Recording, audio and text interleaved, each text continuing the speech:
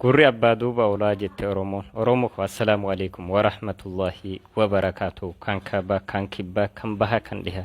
إلمان أرومو جرتني بغنا في جراتن جرينج كيسن واهندنا في جال مالا كان دبادو سنبيكو أكمت أكان جالسو سنبيكو guyyaani nammoo afaan qabajee dubbadhu dhufuuf ta'a gaaf tokko numaan dubbadha har'aaf afaan hin qabu dubbachuufis afaan hin qabu callisuufis bakkaan itti callisu hin qabu saniifu maalan godhore waanan godhu hin qabu ka garaa garamatti ka garaa bahemmoo silaa garaana bahee jira ammallee warri beektu ni beekta warri fahamtu ni fahamta kan hammoo hin beekne kan naaf hin fahamne gaafan dubbadhu niin qaba hangaan guyyaa sanitti akkanumatti taa'iti na ilaalisiinja insha Allah bi'iznillaahi alkariimi namni bakka kufetti hafe hin jiruun siinja. Assalaamu alaykum wa rahmatullahi wa barakatuh. Akkam yaa jamaa jirtu fayyaa keessanii alhamdulillah. Eeyyee kaleessa Mustayfaa dhaqeen ture anallee mucaallee dhukkubni keenya tokkumaa yaa jamaa du'aa nuuf godha inshaallah. Alhamdulillah fayyeen jiranii gara limmoo 4-5 dhahanii akkasuma wanta kana oksijiina argadde jennaan alhamdulillah galata rabbii fayyaa argadde akkasuma du'aa naaf godhaan isin jaalima fayyaallee akka rabbii fayyaa kennuuf. Okay inshaallah rabbi irraa haa kaasu jaa kana keessa warra du'aa isaa rabbiin irraa qeebalutu isin keessa jira taha alhamdulillah ni wayyaa hin jiraan isin galata rabbii guddaa alhamdulillahi rabbil aalamiin as geenye jirra. Assalaamu alaykum wa rahmatullahi wa barakatuh. Oromoo viidiyoo mucaa kana argitan laala wallaahi waan qalbii nama cabsu akkasitti isin arrabsitanii akkasitti isin xiqqeessitanii akkasitti isin hamilee isaa cabsitanii allee deebi'ee saba fi Oromoo malee ammas daa'ima kana oolfachuuf gatiin an kafaluu qabu warri man arrabsan dura dhaabbachuudha jedhee ilmoo isaa kan fidee ammas harawatti viidiyoo dalagee jira. Ijoollee walloo maqaa nu balleessite jechaanii turtan yaa maalicha nuti lola malee nuti gootummaa malee nuti kadhaan beeknu jettaniis mucaa kana liibiratti hamilee isaa cabsaa turtan. Eshi maan qarqaarina inuu qarqaartanii mucaan kun lammata maa bahee fuula keenya dura dhaabbate wallaahi alazim osoo rakkachuu baate mucaan kun ija keenya budaa kana dura daa'ima bareedduu ta'an fidu sila daa'ima macaraa kana fidu sila shamarran keenya silaa heerumtanii ilmoo keessa silaa heerumtanii biyya baqaa irratti hin dhalina gaafa dhaltan ilmoo teessan hin gatinaa du'aa wajjin torba gubadhaa malee wallaahi hanga rakkoon ilmoo keetiin adda si baasu ilmoo keetiin addan bahin jireenyi baqaa sibichaa qofaan bisa rakkisaa jiru obboleettiiti nama hunda rakkisaa jira garuu haati ilmoo jakkana yoo rakkatte bareeddi ilmoo gattee qophaa yoo gammaddee naannaatee jiraattirra ilmoo wajji yoo rakkatte bareeddi wallaahi an sababni fuula namaa dura dhaabbadhee bakkunda viidiyoo hojjetaa yuutuub irra viidiyoo hojjetaa gamana viidiyoo hojjetaa miminni qadhu warabbal qaba yaada ilmootiin yaada dhabeet isiisan dagachuudhaaf wallaahi fuula keessan dura dhaabbadhe malee an nama akkana hawwii miidiyaa qabu miti hawwii odullee nama qabu miti namoonni duraan nabee kanarraa dubbatan garuu har'a obboleettiin teennatuun akkas bareeddee min waagaa halluu qoonjinna maal waagaa qaba miidhaginni maal si fayyada torbee takka Itoophiyaa gadi buunaan likkii keetti galta namni abba kanaa siin jedhu jiru abba kanaa tiitis agartee tiitis aannan keessa guutachumatti hafte aannan dhuguu seenti malfate jim jettee torbee takka qaba sirraa bareeda miidhaginni faayidii takka qabu gallee argina ila araba fakkaannee gallee taasi naannaanii torbeerra nuran turre gaafa faanii akka nu qabachuu eegalla. Fedhe maal fakkaatti keessayyuu bahuu kaate fedhe ka nun jedhan beerrinu jechuudha. Dhiirri nu laaluu miti afaan beerrin afaan irratti argatan. Dubartiin teena miidhaginaan shawwadamina wallaahi miidhagin keeti onnee keeti wallaahi sodaa rabbii miidhaginni sanii achi haati gaafa haqa haadhummaa guutte bichaa irraa tola dubartiin gaafa haqa haadhummaa guutte bichaa irraa tola gaafas qofa bareedda wallaahi yoo ilmoo keeti wajjin rakkattirra bareedda ilmoo keeti yoo ilmoo kee gattirra har'a daa'ima kana yoo ija namaa dura inni akkasii qabu maaltu sitti dhagahama yaa haadha dhalte maaltu sitti dhagahama ministan maashaallu dhagam gammaddee jiraata amma booda Oromoo miti Bangaalitti osoo heerumte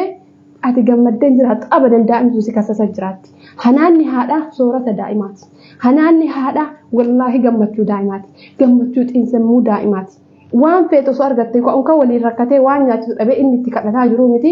osoo aga fedhanuu kunuunsanii hanaanni haadhaa daa'immaniif baay'ee akka barbaachisan ilmoo biraatiin ilmoo ijaarrattu arga jechuudha. Maalati sareedhaati ka ilmoo gattee deemtu abba feetan ta hanga feetan rakkadha haati ilmoo jiyoo rakkattu wallaahi isiin dahab isiin warqeedha hin miidhagdi ilmoo jiyoo rakkattu garuu ilmoo gattee osoo pirezidaantii feete heerumte akkana zallaxe minum ayaan rubbishu hin jira jazaan rabbi birallee wallaahi mucaa kana isin warri arrabsitanii hamilee isaa cabsitan wallaahi yaa ummata oromoo rabbii keessa sodaadha inni har ilma kanaa qaba akka guddifate araballee itti kadhatu ila waan fedhellee ta'u dhima tana keessaa baha boruu keessaniif isinillee sodaadha namni mucaa kan arrabsitan maqaa nu balleessatan osoo rakkachuu baate abbaan haati ilmootti hin dabdu haati wanni takkittiin anisirraa aareef rakkuma kana maal gooti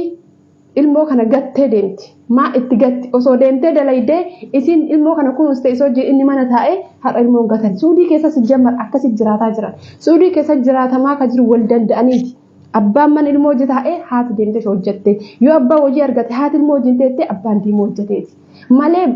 suudii miti biyyi hunduu yeroo ammaa ekonomiin qofaadha rakkinni bakka hunda jira dheessitee rakkoof du'a jalaan baatu abadan din guyyaan kun hin dabra uummata oromoo mucaa kana dharrabsinaa warri Saudi Arabiyaa jirtan rabbii keessa sodaadha qarqaaranii ijoollee walloo eshi qarqaara dhugaadha kadhaan hin tolle isin gootummaan toltan ragaas ni baan garuu mucaa kana maan qarqaaratin aare maa akkuma arrabsanii hamilee isaa cabsisan lammata akka inni deebi'ee ija keenya dura dhaabbatummaa taasistarree wallaahi oromoo namoonni inni maqaa dhahe kunniin abba kanaatu isaaniin jedhaan hin jiran zimmi jedhanii jiran jechuudha garuu immoo inni waan isaan maqaa dhaheef qabu isaan namni baay'een hin hordofa jedheeti malee asli biriinaa kenni mubaarak biriinaa kenni miti garuu wallaahi mucaa kana qarqaara uummata oromoo garaana nyaata ed waliin boo'aa booda wallaahi akka yeroo san waliin boo'e riban naqame malee yeroo san viidiyoo hojjedha ture jechuudha gin waan ilmoon nama gootu gizee ammaa haadha rabbiin garaa jabeessati abbaan moo rabbiin laaffise subhaanallah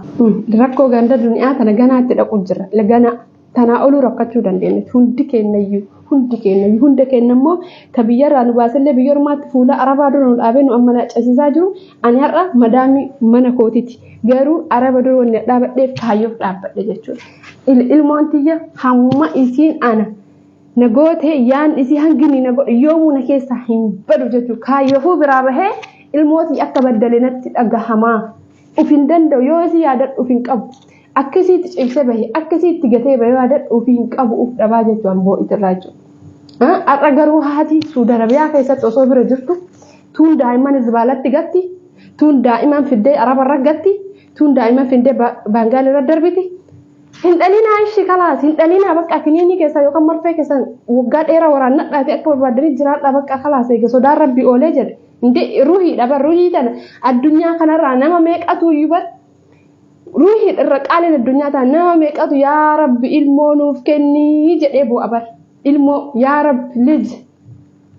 naa kennii unkan garamatti ulfaahetu akkanarraa bahu taasisu dubartii meeqan jedhee kadhata ulfummaan akkanarraa bahu wama dubartiin argite akkan argu jedhee haa kadhatu meeqa kame jechuudha har'a isin ilmoo nagaa kan argattee isin isa raggattee ittiin rakkiste wallaahi tikikkilii seeraan rakkate mucaan kun akka inni rakkate fuula isaatti hamileen isaa cabee jira wallaahi dhiira walloo taatee gootummaadha himimmaan qabuu dide malee osoo dhiira arsii dhiira kutaa biraa taatee qaata corroiqxee daa'ima kan hojii himimmaan lakkoo yaastee bootti namni keenya hangati boottutti hangati duututti hangati gaggabdutti sin dhaqqabu bakka sin dhaqqabu eessi duutanii kanama fayyada nama dhaqqabdan maal fayyadame abbaan kun yoo mucaa kanarraa waa ta'e yoo shorxaa irraa qabde mucaan kun yoo abbaa kanarraa waa ta'e mee maal isin fayyada garaa nyaachuu danda'a daa'imni kun garuu biyya baqaa keessa jira gaaf tokko dhoolsa qabani daa'imni kun akkam ta'a kanaafuu narraa galchaa jedhaa jira mucaa kanarraa galchuudhaaf qarqaara uummata oromoo garaa walii laafa wanti immoo gabrummaan tun itti jabaachaa jirtuuf sababni garaa walii jabaanneef akka namaatti yaaduu haa dandeenyu shamarran keenya maqaan nu bade maqaan taa'a mee of keessaan bahinaafumatti deebi'a. Mee adaba ko akhlaaq gaarii waradha wallahi dhiirri guute ila warri dhiiraa jettanii liibii kanarratti fi miidiyaa kanarra maraachaa jirtan dhiirri Itoophiyaa lakkana bashbash uuma xiqqoo qabadhu gali walitti fuudha inni achitti waan qilleensa biyyaa beef ati waan ormaa birrii wayii xiqqoo qabdu fin jiraatta gali miskiina biyyaatti heeru kabiyya ormaati wal nyaattanii wal nyaachistanii booddee daafaa keessanii ummata Oromoo illee hin rakkisina walillee hin rakkisina rabbillee akka nu dallanu hin taasisina rabbii keessa sodaadha ilmaaniin immoo qoosina meeqa keessatti ilmaan abban raggataa jira gizee kana keessa subhanallah nutti jijjiirame aadiin nutti jijjiirame duraan abbatu ilmoo raggata san wajje wallaahi san wajje dheerate viidiyoon yoomuu maasa'ee qofanummaa